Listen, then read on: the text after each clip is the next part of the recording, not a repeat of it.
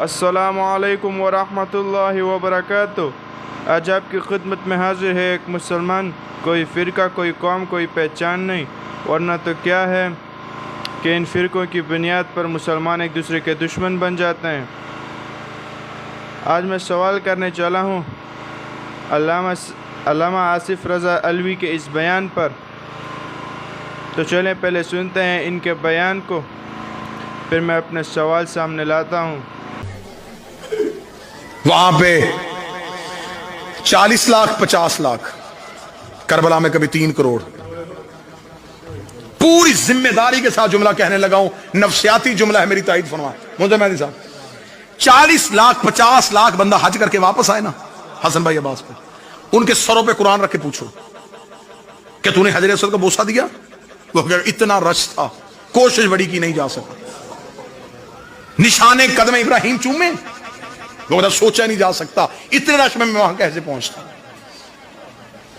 تو بتا کعبے کے غلاف پہ ہاتھ رکھا، ایک بار صرف مس کیا تھا، دوبارہ جا ہی نہیں سکا۔ یہ ہے 40 لاکھ 6 کروڑ بندہ کربلا سے واپس آئے۔ ٹانگوں سے معذور بندے سے پوچھ تو حسین کی زری پہ گیا؟ وہ کہتا جیسے میں گیا ہوں۔ کریم تو بغیر ملاقات کے کسی کو واپس بھیجتے، وہاں نا امید ہو کے واپس آ سکتا ہے، کربلا سے کوئی نا امید ہو کے واپس۔ میں ٹھیک کہہ رہا ہوں؟ میں نے خود امام حسین علیہ السلام کے حرم میں بیٹھے ہوئے ایک عالم دین کی زبانی سنا تھا، وہ کہتے تھے یہ کریم کے شہر کا معجزہ ہے، جیسے جیسے مہمان آتے جاتے ہیں حسین کربلا کو کھولتا جاتا ہے۔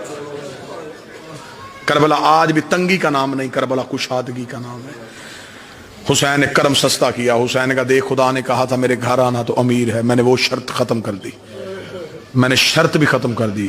غریب ہے قرضہ اٹھا، ادھار مانگ کسی سے، واپس کی تو نے ذہن میں رکھنا، واپس تو نے نہیں کرنے، میں ایسے سبب مہیا کر دوں گا، تیرے زیارت سے واپس آنے سے پہلے میں تیرے رزق کا بندوبست کر دوں گا، تو آ جا میرے شہر میں، کھانا بھی میں دوں گا، پانی بھی میں پلاؤں گا۔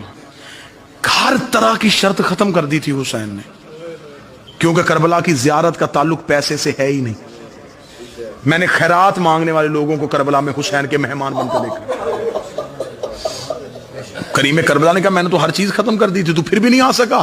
حسین نے کہا چل تو نہیں آ سکا، میں تیرے لیے کرم اور سستا کرتا ہوں، تو میرے شہر نہیں آیا، میں تیرے شہر میں اپنے گھر بنا لیتا ہوں۔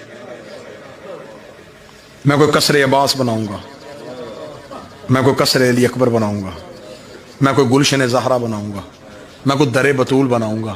یہ جو گھر ہے نا جس گھر میں ہم بیٹھے ہیں، یہ کس کی ملکیت ہے؟ حسین کی۔ مولانا فرمایا تو میرے گھر نہیں آ سکا، چل میں تیرے شہر آ گیا۔ پھر ایسے کرتے ہیں کہ میں اپنے شہر سے اپنے گھر آیا کروں گا، تو اپنے گھر سے میرے گھر آیا کروں، تھوڑی دیر اکٹھے بیٹھیں گے، تو سنانا مجھے اپنے تکلیفیں، میں سناؤں گا تجھے اپنے درد۔ کریم کہتے پھر تیرا میرا ہو جائے گا رشتہ مضبوط، پھر ایسے کرنا تو میرے بیٹوں کے جنازے اٹھانا، میں تیرے بیٹوں کے جنازے اٹھا۔ کوشش میں نے پوری کی کہ موضوع کو نبھا سکوں۔ استقبال اذا، استقبال محرم۔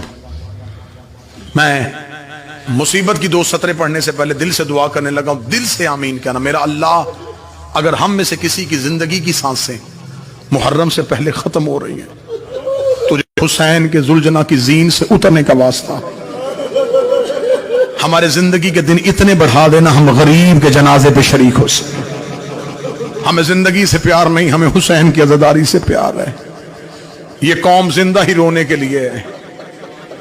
مولا حسین کی عزت قسم منظر بھائی، اتنا اس قوم کو بیٹوں کی شادیوں کا انتظار نہیں ہوتا جتنا انہیں حسین کی عزاداری کا انتظار۔ پردیس میں بھی بیٹھے ہیں لیکن حسین کے نام پہ اکٹھے ہو گئے۔ وطن میں جاتے ہو تو دیکھتے ہو کہ میری قوم کی مائیں بہنیں بیٹیاں سڑکوں پہ بچوں کو لے کے جاتی ہیں، جو بیٹی پورا سال باپ اور بھائی کے حکم کے بغیر گھر سے پاؤں نہیں رکھتی، وہ بھی 10 محرم کو گھر بیٹھی ہو نا تو باپ آ کے کہتا تو ابھی تک گھر میں ہی ہے؟ بیٹی دے کے کہنا کہ بابا تو پورا سال مجھے بازار جانے نہیں دیتا، وہ رو کے کہتا آج کوئی وہ بات ہے، آج تو زینب کا بھی چادر اتر گئی ہے، آج تو عالیہ کا بھی برقع اتر گئی۔ اس قوم کو محبت نہیں، عشق ہے حسین سے۔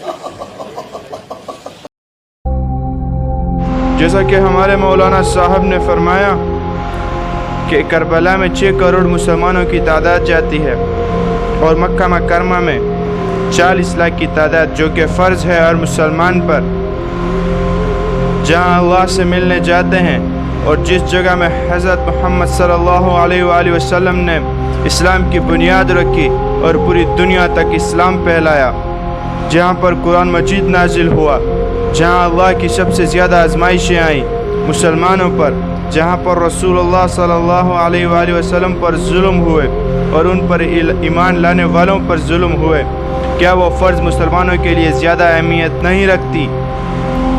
جیسا کہ ہمارے مولانا صاحب فرما رہے تھے کہ اللہ نے کچھ شرطیں رکھی ہیں، اگر حج کرنے کے لیے تمہارے پاس ذرائع یا دولت ہے تو آؤ، اور حضرت حسین رضی اللہ تعالی عنہ نے شرطیں بھی ختم کر دی، ادھار لو لیکن ضروری آؤ، اور آج 6 کروڑ مسلمان وہاں جاتے ہیں جیسا کہ مولانا صاحب نے فرمایا، لیکن پھر بھی پوری دنیا میں مسلمانوں پر ظلم کیوں ہو رہا ہے؟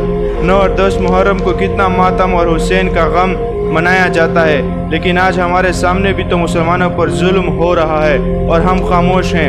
کیا ہم بھی کربلا کو دیکھنے والوں کی طرح قصوروار نہیں؟ اور ایک دوسرا سوال، جیسا کہ مولانا صاحب نے فرمایا کہ حضرت حسین رضی اللہ تعالی عنہ اتنے قریب ہیں کہ اگر کوئی مسلمان حج کرنے جاتا ہے تو وہاں سے نا امید ہو کر آ سکتا ہے، لیکن کربلا سے کوئی نا امید ہو کر نہیں آ سکتا۔ کیا ہم مسلمان اگر یہ سوچ رکھیں گے کہ اللہ انسان کو نا امید ہو کر لوٹا دیتا ہے، اور حضرت حسین رضی اللہ تعالی عنہ جس کو اللہ نے پیدا کیا ہے، جو اللہ کی مخلوق ہے، جس حسین رضی اللہ تعالی عنہ نے اس اللہ کی رضا کے لیے، اس کی خوشنودی کے لیے اپنے خاندان کو قربان کر دیا، لیکن اللہ کو ہر صورت میں راضی رکھا، آج ہم اس اللہ سے نا امید ہو جائیں؟ اگر ایسا ہے تو ہم اور عیسائیوں میں کیا فرق رہے گا؟ وہ بھی تو عیسیٰ علیہ السلام سے مانگتے ہیں، اور کتنی زیادہ تعداد ہے ان کی، لیکن اللہ اسی کی مدد کرتے ہیں جو اس سے مانگتا ہے، اس کی عبادت کرتا ہے اور اس کی آزمائشوں پر صبر کرتا ہے۔ کیا اہل بیت نے بھی صبر کا مظاہرہ نہیں کیا تھا؟ اور میرا ایک دوسرا سوال ہے، جیسا کہ کورونا وائرس کی وجہ سے پچھلے سالوں مکہ بند کر دیا گیا تھا، جو کہ مسلمانوں کے ہاں بہت ہی عظیم ترین جگہ ہے، جو کہ فرض ہے مسلمانوں پر وہاں جانا، تو اللہ نے کیسا عذاب نازل فرمایا ان پر جن کی اپنی عبادت گاہیں تو کھلی ہوئی تھی اور مکہ بند کروا دیا گیا تھا، جیسا کہ عیسائیوں کی عبادت گاہ بھی کھلی ہوئی تھی، یہودیوں کی بھی، یہاں تک کہ کربلا بھی کھلی ہوئی تھی، اور یہاں تک کہ ہمارے پڑوس میں ہندوستان بھی کھلا ہوا تھا، ان کے مندر یا ان کی عبادت گاہیں بھی کھلی ہوئی تھی، لیکن پھر وہاں ایسا عذاب اللہ نے نازل فرمایا کہ وہ سب اس بیماری کا شکار ہو گئے اور پھر مجبوراً ان کو بند کرنا پڑا۔ میرے سب مسلمان بھائیوں سے گزارش ہے کہ اس پر ذرا روشنی ڈالیں اور دوسروں تک بھی پہنچائیں، اور اگر میرے کسی مسلمان بھائی کو میری کسی بات پر مخالفت ہو تو مجھے کمنٹ کر کے بتا سکتے ہیں۔ جزاک اللہ۔